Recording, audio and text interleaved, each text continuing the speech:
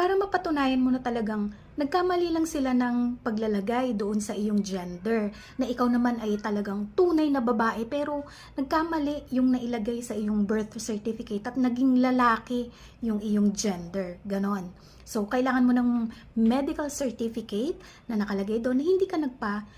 sex change.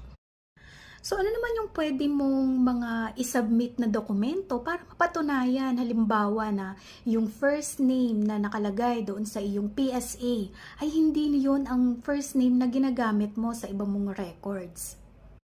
So, ito yung mga supporting documents, school records, yung transcript of records, school diploma,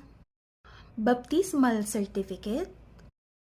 yung iyong birth certificate ng iyong mother, yung birth certificate ng iyong father, yung iyong voter's ID or iba pang government